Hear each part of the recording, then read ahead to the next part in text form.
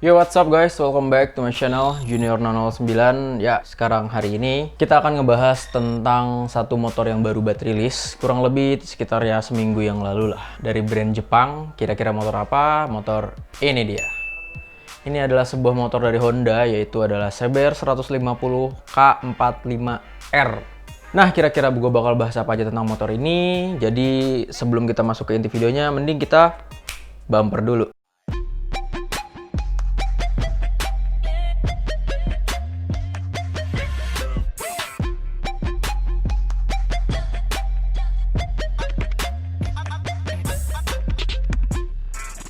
Nah, dalam pembuatan video ini, gue ngambil banyak informasi dari satu akun Instagram, yaitu akun ini. Nah, dari akun ini gue mendapatkan informasi-informasi tentang si CBR 150 tersebut. Gue juga ngasih tahu ke kalian kalau akun ini tuh bagus banget untuk kalian follow ya, terutama buat kalian para pencinta roda 2. Akun ini sangat gue rekomendasikan karena akun ini berisikan tentang informasi mulai dari spesifikasi mesin, terus ada sejarah motor, dan bahkan juga dia membuat sebuah perbandingan. Ada perbandingan dengan generasi sebelumnya dan juga perbandingan dengan pesaing-pesaingnya dari merek yang lain gitu. Oke, jadi jangan lupa di follow ya. Oke, sekarang kita langsung masuk aja ke inti videonya. Kita akan ngebahas tentang si CBR 150R yang baru ini. Dia diberi kode K45R, which is masih sama kode-kodenya dengan yang sebelum-sebelumnya. Dulu ada K45A, K45G, K45N, K45R yang paling baru sekarang. Nah, dari motor ini kita bisa lihat lah. First impresi gue sih sebenarnya keren motornya gitu. Mirip sama kakaknya gitu, si CBR 2.5RR. Mulai dari lampu depan, tameng depan, terus fairing, bentuk tangki, bodi belakang, sampai lampu belakang tuh mirip gitu sama si CBR 2.5RR, which is good aja gitu, nggak masalah gitu. Dan buat kalian nih yang agak-agak panik gitu, agak-agak tercengang gitu, anjrit kenapa sih Honda bikin Peugeot-nya sama 2.5? Kan gue jadi yang punya 2.5 ngerasa kayak gimana gitu. Udah lu nggak usah panik bro, santai aja, nggak usah terlalu hektik gitu, nggak usah. Karena dari zaman dulu Honda emang udah kayak gitu. Kalau kita throwback dikit, zaman-zamannya CBR sempak, itu ada sempak Peugeot, ada sempak 2.5. Terus zaman K45, ada K45 Peugeot, ada K45 2.5. Nah, jadi kalian buat pengguna motor ya yang masih baru gitu, yang belum tahu tentang sejarahnya si Honda gitu, ya udah santai aja, chill out gitu. Dari dulu Honda emang kayak gitu. Dan untuk generasi yang ini gue cukup kagum gitu loh. Oke, berarti Honda memikirkan masa depan dari si CBR Peugeot-nya gitu. Dia memiripkan dengan desain si CBR 2.5 yang notabene-nya tuh laku gitu. Jadi mereka membuat desain 2.5 di motor Peugeot supaya motornya laku. Oke, itu first impression gua. Sekarang kita masuk ke warnanya. Nah, di sini pilihan warna yang bisa kalian lihat, ada berbagai pilihan warna, ada yang Repsol juga, ada yang Factory Red, ada juga yang Matte Black dan lain sebagainya lah. Cuman ada satu warna yang gua cukup kangenin tapi nggak datang di versi-versi CBR terbaru, yaitu warna RWB atau Red Blue White. Itu warna yang cukup ikonik ya di dunia Honda. Cuman kebetulan di generasi CBR terbaru ini nggak masuk gitu. Cuman ya udahlah gitu. Gue cukup sedih sih. Cuman ya udah, nggak masalah. Sekarang kita masuk ke upgrade yang dilakukan Honda terhadap si CBR 150R ini dari segi mesinnya. Nah, dari segi mesin sih dia nggak banyak perubahan ya. Cuman ada penambahan assist and slipper clutch. Ini buat kalian yang belum tahu, assist and slipper clutch ini fungsinya untuk kalau kalian lagi downshift, itu roda belakang kemungkinan menguncinya tuh sangat kecil. Karena dia kayak semacam anti-slip lah gitu. Jadi roda belakang kalau kalian engine brake terlalu keras, dia nggak akan mengunci sehingga terhindar dari kejadian yang namanya tergelincir atau ban ngunci, itu udah nggak ada. Terus kalau kita balik lagi ke desain awal, di sini udah bisa dilihat ya, perubahan dari K45G ke K45R ini sangat drastis ya, mulai dari bentuk bodi, lampu depan belakang, bentuk fairing, dan juga dari shock breakernya. Di versi ini dia udah menggunakan shock breaker merek Showa dengan tipe upside down. Keren gak tuh? Moge look banget. Sekarang kita masuk ke spesifikasi on paper dari motor ini. Nah, bisa dilihat ya sama kalian di sini dia menampilkan ada power, ada torsi, ada berat juga, dan power to weight ratio. Untuk power sendiri di sini CBR 150 K45R mendapatkan nilai di angka 16,8 horsepower. Sementara untuk torsinya di angka 14,4 dan dengan berat 139 kg. Untuk power to weight rasionya ini didapatkan di angka 0,1208 horsepower per kilogram. Which is ini sih kita nggak bisa tahu ya ini bagus atau enggak kalau kita nggak ngebandingin. Nah, sekarang kita akan mulai ngebandingin si CBR K45R ini. Yang pertama kita akan ngebandingin dengan generasi-generasi sebelumnya. Sekarang kita throwback ke generasi pertama dari CBR 150, yaitu ini dia, CBR 150 Old. Ya, orang-orang biasa ngomong kayak gitu. Karena ini adalah CBR pertama 150, masih diproduksi di Thailand dan masih karburator. Itu keren sih. Dan dari segi looks-nya aja ini bisa kelihatan kalau motor ini tuh kecil-kecil cabai rawit. Motornya tuh cukup slim, cukup kecil, compact gitu kan, tapi mesinnya 150. Dan itu menjadikan motor ini cukup kenceng. Ditambah lagi dia itu masih karburator. Jadi ngatur-ngaturnya tuh gampang gitu. Tinggal mainin karburatornya, motornya udah bisa kencang banget tanpa harus memainkan sesuatu yang ada di komputer. Terus juga sesuai data yang didapat di sini, ini adalah data on paper dari si CBR Old ini. Dia memiliki tenaga di angka 16,9 horsepower, terus torsinya 13,7 dengan berat 135 kilo, dan juga power to weight rasionya di angka 0,1251. Di sini dia powernya cukup besar ya, 16,9 dengan bobot yang cukup ringan, yaitu cuman 135 kilo. Jadi motor ini tuh motor dari Thailand yang cukup kencang di eranya. Sekarang kita masuk ke generasi kedua dari CBR Pego, yaitu ini.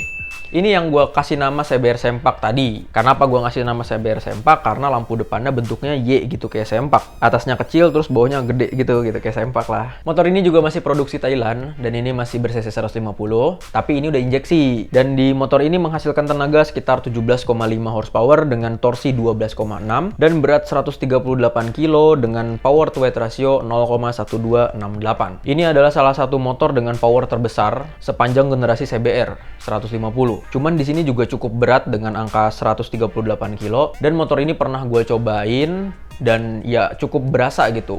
Berat motornya itu kerasa banget, dan itu yang membuat motor ini sebenarnya kenceng tapi nggak terlalu kenceng sih karena dia berat doang. Sekarang kita masuk ke generasi ketiga. Nah, generasi ketiga ini namanya K45 atau bisa disebut CBR lokal. Nah, CBR lokal ini udah diproduksi di Indonesia atau bisa kita bilang CKD ya. Dan dia harganya tidak semahal kakak-kakaknya yang tadi yang dibuat di Thailand. Nah, motor ini tuh pertama kali masuk Indonesia itu ngegebrak dengan catatan motor ini tuh jauh lebih murah daripada generasi-generasi sebelumnya. Ya karena apa? Karena udah diproduksi di Indo gitu kan. Sementara untuk data on papernya, motor ini mencatatkan powernya itu adalah 17,1 horsepower dengan torsi 13 dan dengan berat 143 kg dan dengan power to weight rasionya di angka 0,1195. Nah, di sini bisa kita ketahui ya, mungkin kalau misalnya dia diproduksi di Thailand, kan ada namanya pengiriman tuh dari Thailand ke Indonesia. Makanya bobotnya pada ringan-ringan di angka 130 kiloan. Nah, karena dia udah diproduksi di Indo, dia nggak ada diet kali sepanjang perjalanan gitu. Jadi dia di Indo tuh bener-bener ngegembung gitu.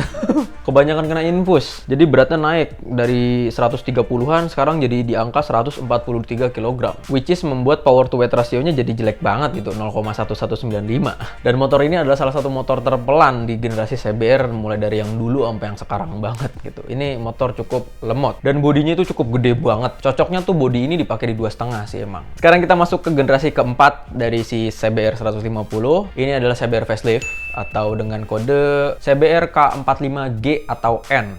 Nah, bedanya apa sih G sama N? Bedanya cuma dikit. Bedanya cuma ada di tameng depan, dia berubah sedikit, lubangnya hilang. Sama ada di suspensi depan. Dimana di K45N ini dia udah ada yang namanya adjustable. Ribbon segala macamnya kayaknya bisa disetting-setting. Dan itu gue cukup iri sama K45N. Karena di kebutuhan balap itu gue butuh. Nah, di K45G atau N ini dia memiliki power on sheet dengan angka 16,8 di horsepowernya, 14,4 untuk torsinya, dan dengan berat 137 kilo. Memberikan motor ini power to weight ratio di angka 0,1226. Oh ya, di sini kalian mungkin sadar gitu kalau wah, tiba-tiba torsinya tinggi nih, di atas 14. Perlu kalian ketahui kalau motor ini Dan generasi-generasi setelahnya itu sudah menggunakan mesin yang totally different. Dari mesin facelift ini, K45G, N, dan R itu menggunakan mesin berkonfigurasi square atau bore versus stroke-nya itu hampir mirip. Di kasus CBR ini dia menggunakan bore versus stroke yaitu 57 kali 57 gitu. Gue lupa komanya berapa, tapi 57 kali 57. Sementara untuk kakak-kakaknya yang masih diproduksi di Thailand dan si K45 itu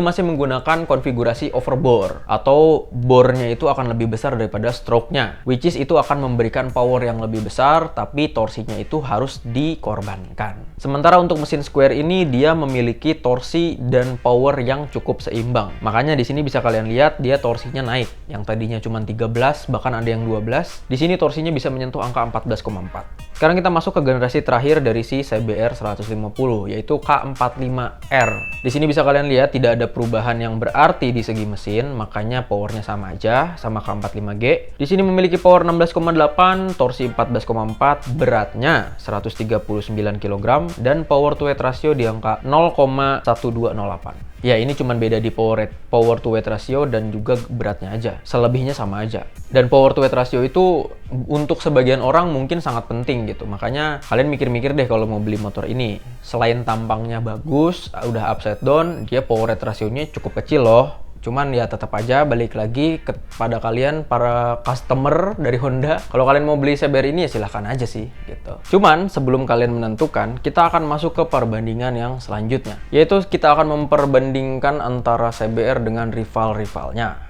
Di sini kalian bisa lihat ya, di paling atas tuh ada Honda CBR 150, di bawahnya ada Yamaha R15, dan di bawahnya lagi ada GSX 150R. Dari sini aja udah bisa kelihatan gitu kalau si Honda CBR 150 memiliki power yang paling kecil. Dia memiliki angka di kisaran 16,8 horsepower, di saat yang lainnya itu mendekati angka 19. Yamaha dia punya 19 HP, Suzuki punya 18,9.